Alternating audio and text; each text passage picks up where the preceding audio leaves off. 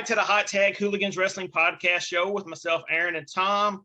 Tonight, hey, we told everyone we were going to start off season 2 red hot, but tonight it's a little chilly, right? It's fall time. Why not have Lady Frost on the show? How's it going?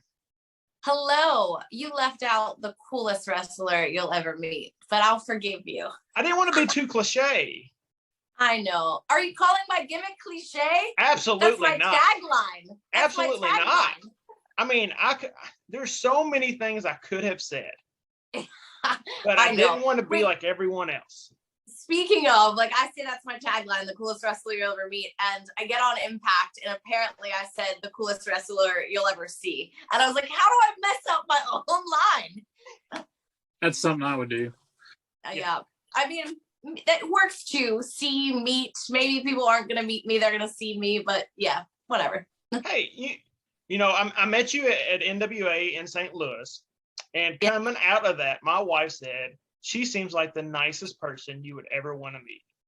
Oh, well, thank your wife for me. I'm not saying she's the best judge of character sometimes, but definitely, you know, you were definitely very interactive with people in the lines. I kind of watched you as far as, you know, and that's something I kind of do. I always kind of watch to see how wrestlers interact with different people. And you seemed really genuine, and you seem to love interacting with your fans. Is that something that's true? Absolutely. I mean, if you don't enjoy interacting with fans, and what are you doing in this business? No, it's fun, and it's really exciting when you only know someone online and then you get to meet them in person. It's exciting, and then you have things to talk about, and you know, this is why we do this after all, at least me anyway. And when I did meet you, you had just come from Alaska. Yeah. Wrestled a show in Alaska, flew all the way to St. Louis to wrestle. Tell us about that weekend as a whole, as far as Alaska and then hitting NWA. I feel like I always forget that. But I was probably severely over caffeinated because it was a long trip. The flights from Alaska, I think, were 16 or 18 hours of travel total, and the time change was insane. I ended up getting into St. Louis at, I think, around almost 1 a.m, and then had to get up and go for the first day for the pay-per-view. So it was definitely a long weekend for sure. Then we had taping afterwards, but it's worth it. I think it's par for the course of my wrestling career right now. It's just I'm a pinball everywhere.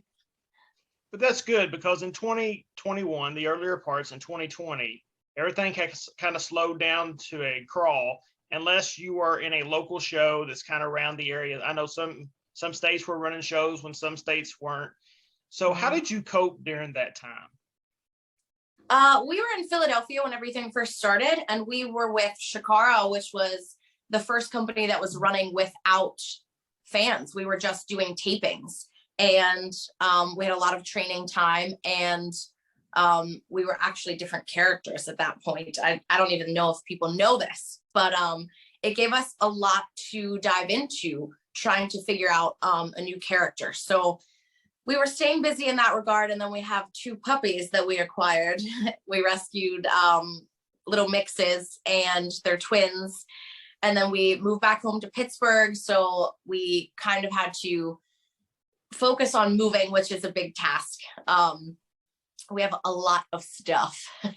So I think that actually helped us in some sense, but I mean, we just powered through. We didn't have a choice. We just kept moving. Now, I got to actually see you wrestle here at the last Nashville Impact tapings. Okay. And I actually got to see you wrestle twice. And, you know, one thing that I kind of noticed there was that there was so many great women talents. How is it in the locker room at Impact being able to work with all these wonderful talents?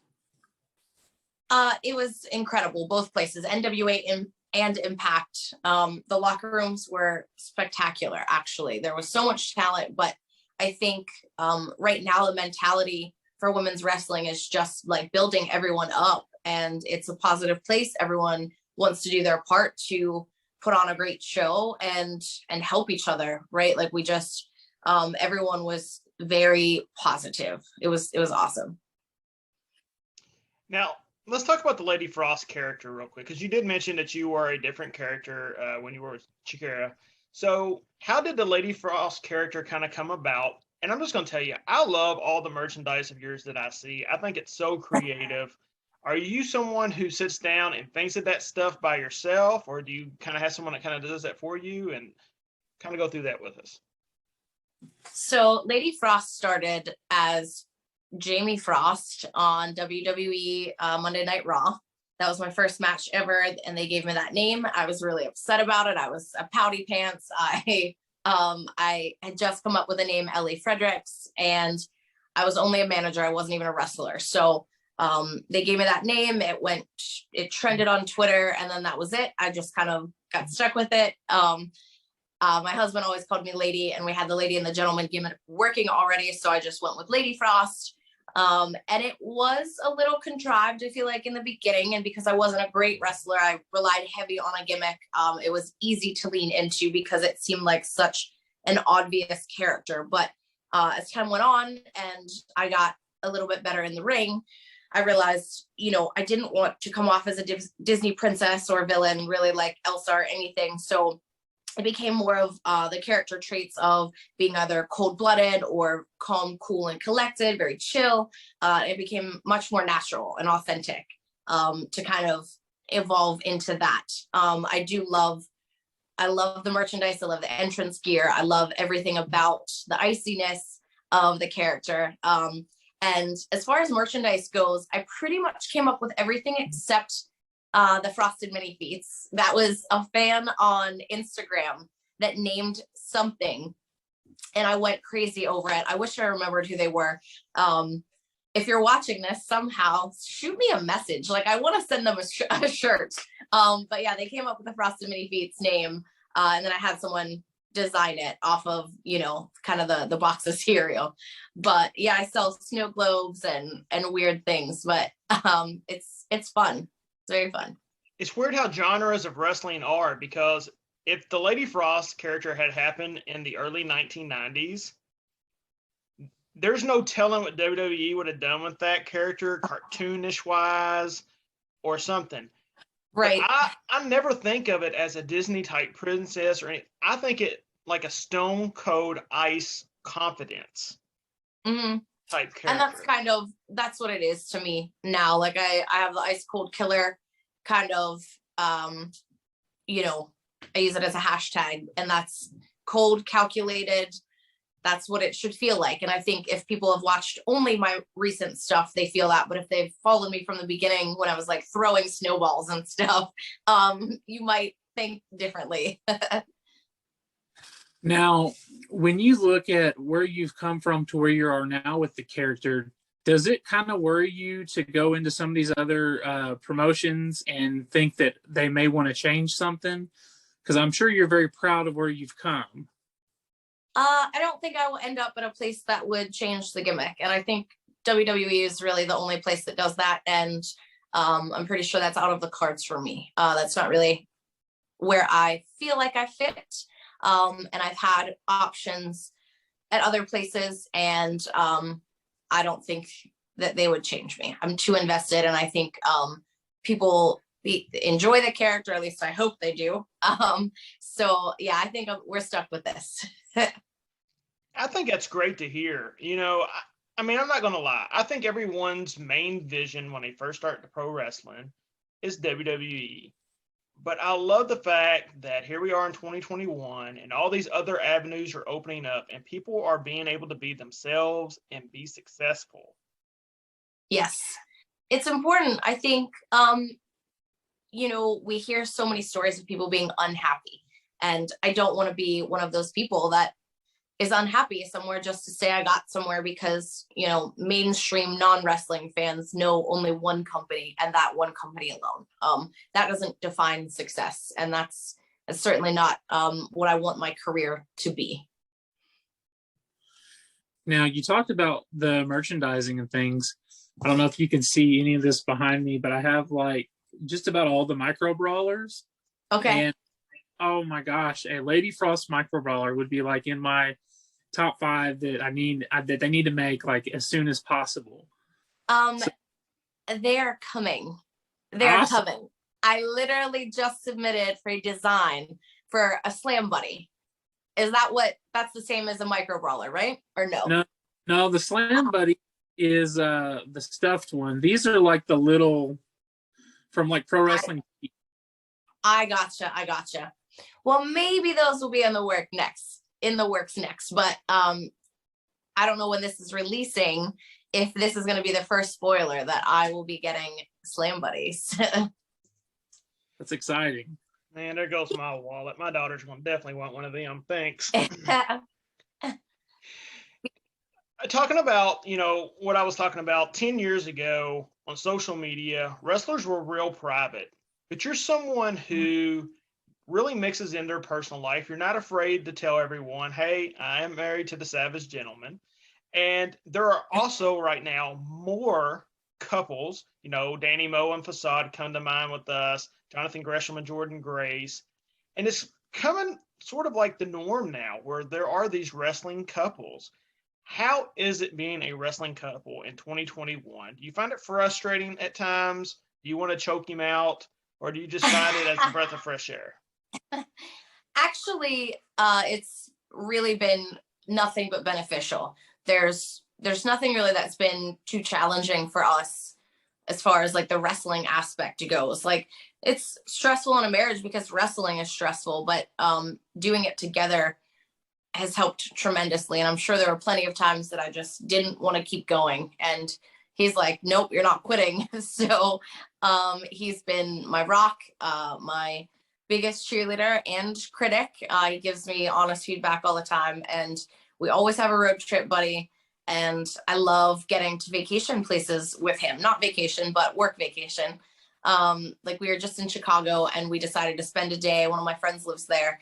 And, we got to stay and see the city and do some real life things. So in that regard, I think it's been incredible. We're very, very lucky. Now, where's a place that you would like to go as a couple to do some more of those type, relationships? We haven't been. I would like to get back to LA. He went and he did the New Japan dojo up there when they first opened.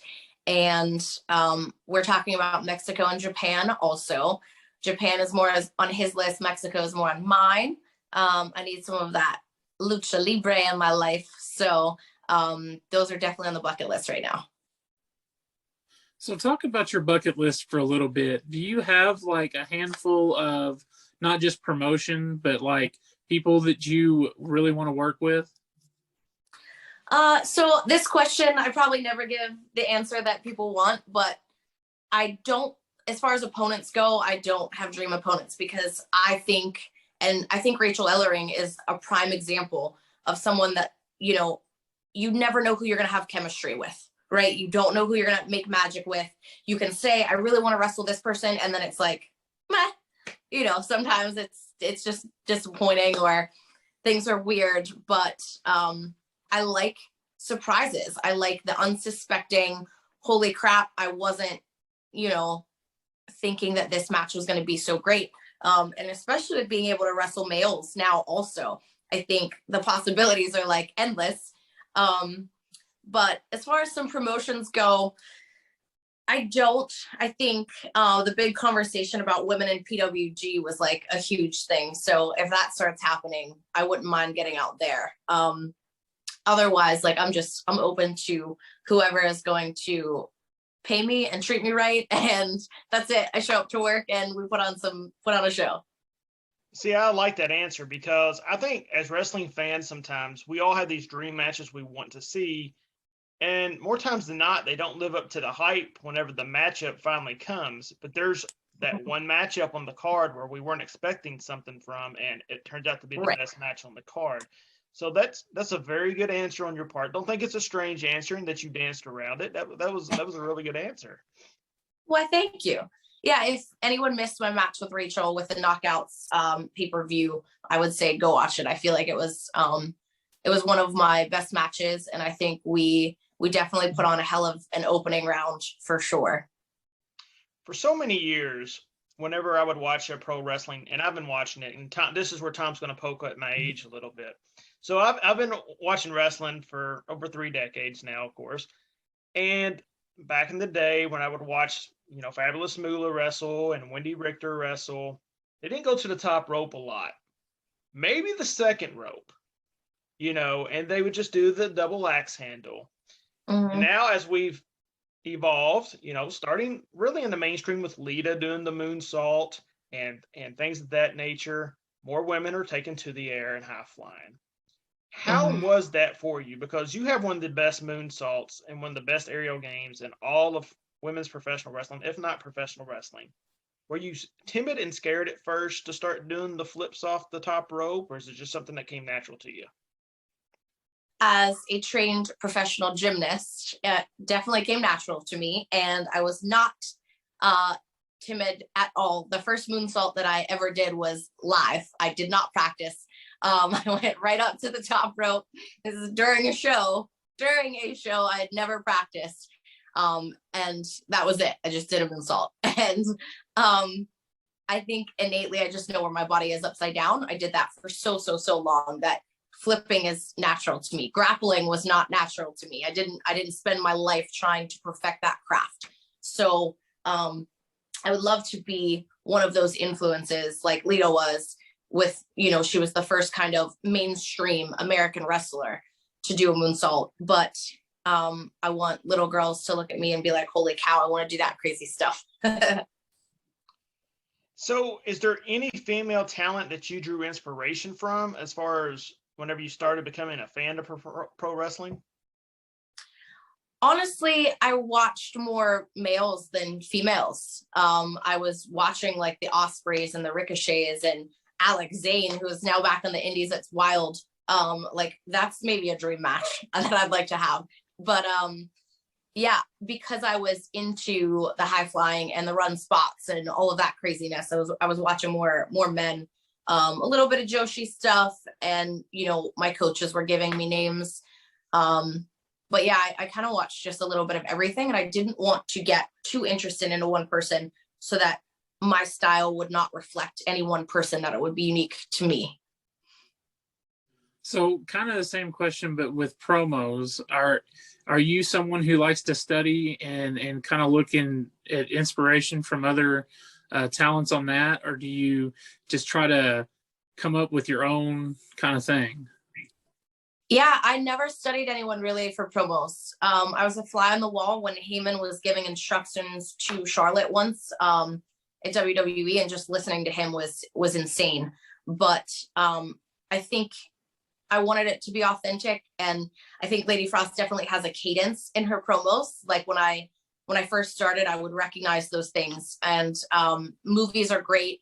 I'll write down quotes sometimes, but honestly, I think if you know what you're talking about and you know what opponent, what promotion, that kind of thing, I can put them together very easily. That's just something that came to me easier than I would have expected, because I, had never really done anything in the acting world per se.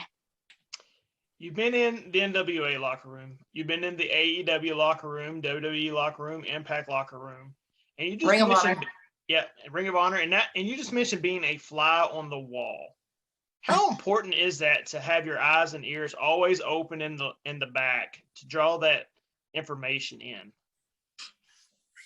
You learn a lot when you're there. You really do, especially when you have nothing else to do but sit there and just pay attention to everyone else having the job that you think you want. So, yeah, I mean, I tried to meet as many people. Oh, my time with WWE, I was so green that, no one knew who I was. But as I progressed and just started working different promotions recently, I knew almost everyone. Right? I knew almost everyone at AEW, everyone at Impact and NWA, because I had been working so much and everywhere that I had gotten a chance to meet almost everyone. So it was definitely a lot better. And then you can feel free to ask questions and pick someone's brain, and you're less of a fly in the wall. You're more of, a part of the locker room. But I mean, I definitely learned a lot from every locker room. There's something to learn on every show. Let's talk about Pennsylvania real quick. We have a lot of guests on the show, and down south, Mission Pro Wrestling's very big right now. They have a lot of great talent. The Midwest is stacked with a lot of talent, but Pennsylvania is an area that doesn't get a lot of credit, but it is loaded with talent. When I look at you all, and then I look at Lee Moriarty, and I look at Facade even, talk to me about Pennsylvania professional wrestling to you right now. I think we have a lot of great wrestlers. If you're considering Philadelphia in this conversation too, but I don't think so. Pittsburgh has a lot of great talent right now. And yep, congrats to Lee. He is probably Pittsburgh's best. I don't know if anyone can top Lee. I hope maybe someone does, but he's a good person, a great wrestler. And I'm really, really happy to see his success recently. But yeah, we have a good talent pool here. Go ahead, Tom. So you talked about being in all these different locker rooms, and you talked about, being on like a fly on the wall with Heyman and listening to him. Has there been anybody that you've been like, as maybe a little bit more of a fan than a talent, where you're kind of hesitant to go up and talk to them or things like that? No. Lady Frost don't fangirl. She don't fangirl. I think because I wasn't a fan my whole life. I wasn't watching forever. I didn't think this was something that was going to happen for me. And I am a little bit older. So it's hard for me to really get in that mindset. I think I kind of feel like this is my peer, even if they are better than me or they've been training longer than me. I feel like we're in the same business. So, I mean, I'm sure there are people that I would meet that I would be like, holy cow. When Ric Flair was in the building for NWA, like everyone was just like, holy cow, we're in the same building as Ric Flair. But yeah, right now I really haven't worked a whole lot of shows. Like meeting Mickie James was awesome, but she was so sweet and so personable that it was just like, come here, let me give you a hug. And it's, hey, we're buddies for the next couple of days while we work these shows. So I've been fortunate to work with really great talent, but no fangirl moments yet. Is there anyone in Hollywood that Lady Frost would be a fangirl to? I don't know, maybe like Johnny Depp or something, but not really. I don't know. People are people. That's kind of my mentality. People are people. I've learned too, sometimes it ain't good to meet your heroes and, and right. people that, yeah. Well, that's the other thing.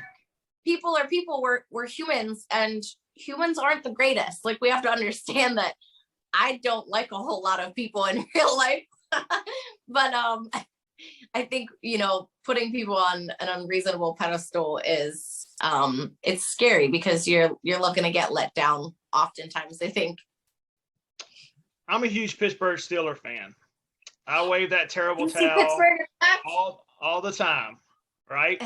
So I want to talk to you a little bit about it. We're not making the playoffs this year, are we? I don't think so. Yeah, I don't think so. I don't think so either. I haven't gotten to watch as much football because we've been traveling so much. I used to be like crazy, would not leave my couch on a Sunday or Thursday night or Monday night. I watched every freaking game. Now I'm like, who's playing in that position? I don't know. It's like wrestling has consumed us, but we made it to a game in, where were we? Baltimore. The Steelers were playing the Ravens. So that was fun. That was, I guess, 2 years now. Man, year and a half. I don't know. Where is time going? Yeah, it's been a hard season to watch already. We're 3-3, but just the injuries and the age is really caught up. It's kind of like watching pro wrestling sometimes. Right. They're kind of at the top of the heap, and they're always there. And now their push is starting to decline with age. And it's so sad to watch, to be a diehard Steeler fan right now. I know, but we have a great organization, and I think we'll rebound just fine. Now, are you able to get out and go see any other sporting events? Are you a big fan of anything else sporting wise in that area? Not really sporting wise. Haunted houses right now are the thing to do. So Kennywood is our amusement park, and they have Fright Nights, and they have like a little fall festival going. So one weekend I had off at the beginning of the month. We did a fall fest and then a haunted house. So that's right now my peak interest until the end of October. Now, we had Shauna Reed on the show, and she is someone who actually really likes to go to real haunted houses. Like, is that something that you would also be interested in? Because we kind of looked at her like she was crazy when she told us that. So I think like when I was young, I would have been like, heck yeah. And now that I've gotten older and experienced things like in my house, I'm like, yeah, no, I'm good on that. Like, why was I obsessed with this for so long? And like, I could break that down psychologically why I was, but I'm not anymore. And I would do it, but I don't think it's exciting the same way that it was when I was younger. I think I don't know. I don't want to mess with that. No, for me. Yeah, I'm good with the spirits. I guess it was a couple years ago, something fell into the dish drain, and it looked like it kind of flew across the room, and I was like, oh man, that's my granddad. Like, what? Oh. So I'm just like, I'm good. Yeah. Yeah. Now, Tom will go hunt Bigfoot all day long. All day long. I'm all about it. He's all about it. He just came from a Bigfoot festival. Yeah, I was did a festival down in Tennessee. I drove like almost 4 hours to get there. Talked to some people who have had firsthand encounters, or so they think, and I find it so fascinating. I'm not saying I believe. I've never had an encounter, but these people wholeheartedly believe, and it fascinates me that they can sit there and tell you this story, and that they believe this is a fact that has happened. Right. And I find it so interesting. So are you into that because you just think it's ridiculous, or you yourself do think Bigfoot is real? I think it is a very good possibility. And a lot of that stems from the conversations that I've had with people who say they have seen one. And it's just a weird conversation, but you can see the sometimes fear as they're retelling the story, and it's genuine. Yeah. Talked to 3 or 4 people in person about an encounter that they had, and I am just all in amazed. I'm not saying that I believe it's true, but I believe that they believe, and that is just that's also professional wrestling, right? Could be. The more we believe, the more the fans believe. Yeah, absolutely. But when you're talking to just a normal person that everything else, every other aspect seems normal, and they don't even like to really talk about it because everybody thinks they're crazy. Right. And when they're telling you these stories, you're just like, man, they believe this actually happened. Is it possible? And then you think of all the reasons why it's not, and then you try to counter with, well, those reasonings aren't true because you could probably explain it this way or that way. And I just find it very interesting, and I like to hear people talk about it. Well, I mean, I've seen the Undertaker raised from the dead a few times, so I mean, it's gotta be true, right? Yeah. Very. Well, Lady Frost, thanks so much for joining us tonight. Tell everyone where they can find your merchandise and where they can find you on social media. Social media, I am Real Lady Frost across the board. And if you go to my Twitter, there's an all my links link, and it takes you everywhere because there are too many to list at this point. Awesome. Well, we appreciate you jumping on here with us. For everyone else out there, make sure you all are staying safe, and that way you can go and watch Lady Frost wrestle. I know she'd greatly appreciate all the fan support. Go to our shops at PWTs, pick up some merchandise as well. I'd like to make an announcement. We are partnering up with Invictus Pro. And after this episode airs, there will be a promo at the end of the show for their November 20th show. It looks like it's going to be a great show. We got Vicious Vicky on there, Big Game Leroy's wrestling as well. Bex is going to be there too. And then also, since I did get a couple messages, yes, my new book, Love and Casey Nelson, drops November 5th. Okay, you can go to Barnes & Nobles and pre-order it. By the time this airs, you'll be able to go and order it, pre-order it at Barnes & Nobles. Can't wait for everyone to read that book, Love and Casey Nelson. It kind of jumped the line as far as my all-women's book goes for pro wrestling. But when you get asked to do something, you come through with it. And I got asked to go ahead and move that one to the forefront. So I said, absolutely. So Love and Casey Nelson, Barnes & Nobles. I'll post a link next couple of days. And of course, pick up Independent Road to Wrestler's Journey, Through the Curtain, shops at PWTs. Appreciate everyone's support. For everyone out there, again, Lady Frost, thank you so much. And me and Tom will see you all later in the week.